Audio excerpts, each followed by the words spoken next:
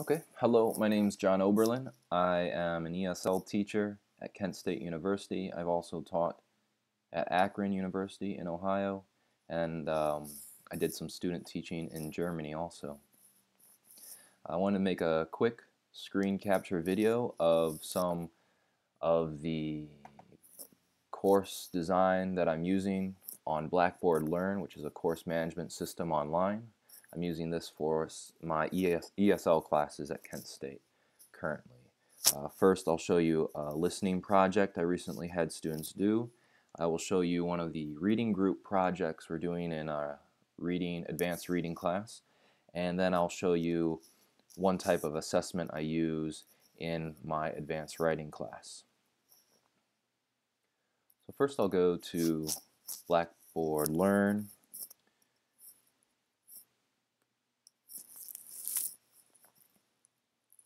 Now the first project is in my listening class.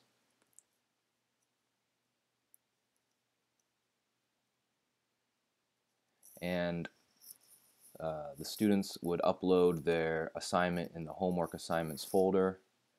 This way they always have a copy they can access, and I always have a copy I can access. What they did for the current project was they had to interview each other.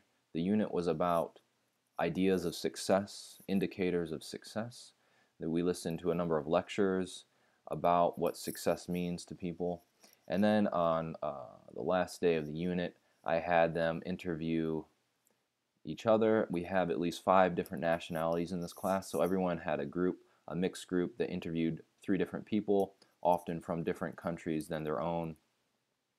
They interviewed them about the major indicators of success in their native culture, in U.S. culture, in their family, and then their personal belief about what a strong indicator of success is.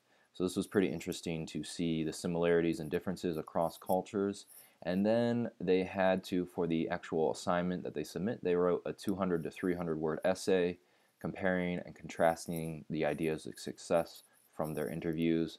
They had to use at least 4 vocabulary words from the unit, and also they had to use the concepts that we had been discussing and hearing.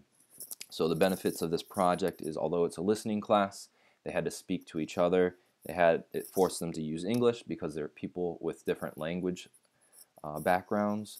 They had to, of course, listen to their partners. They had to take notes while listening. And then finally, they had to take that information and put it into their own words in writing. The second project I want to mention is a reading group project. And this, I have the students, small groups of students reading one type of reading. Let's see, I use Google Docs a lot. I made some Google documents that I shared with small groups of students, 3 or 4 students. Each student has a role to do while they read the reading. Some people are summarizers. Let's go here. Some people are summarizers. Some people have to outline the reading. Other people collect vocabulary and phrases that are useful. So I assigned this reading. It's over 20 pages, and I gave them about 4 or 5 days to read. They felt like that wasn't enough time, but that was good because that means they have to apply these college reading strategies that we've been discussing throughout the class, like scanning, skimming, doing a quick outline, reading the introduction and reading the conclusion to get the main idea, and then going back and scanning. So this is one example of what one group has done so far. We practice also doing citations. We have the vocabulary collector, collecting vocabulary, defining it, using it in context also. Through Google Docs, I'm able to make comments that the students see. Additionally, we have a reading outline by this student. He identified the thesis statement, then he outlines the major sections of the reading. Another necessary skill for their college experience. Finally, we have some summaries at the end, summarizing a 22-page chapter into 2 pages, which they found challenging, but it really makes them have to focus on the most important information, another necessary skill. My last example of what I might do in a class is through Blackbaord Learn, and it's about assessment. I teach a writing level 10 advanced writing course this semester, and I think it's important to grade their essay submissions using a rubric, so they're all graded on the same information, and the rubric focuses on specific writing skills. We go through a writing process where they submit a peer review. They review one of their partner's essay drafts, then they submit an essay draft, which I or the teaching assistant reviews, and then finally they submit a final draft. That final draft is assessed through Learn. They submit it on Learn, and I assess it through a rubric. The essay is worth 10 points, so there's 5 categories, each category being worth 2 points.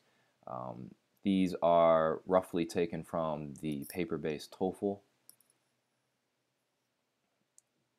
and of course, as you can see, follows the assignment, essay organization, how the ideas flow in the sentences, the quality of the grammar, and vocabulary.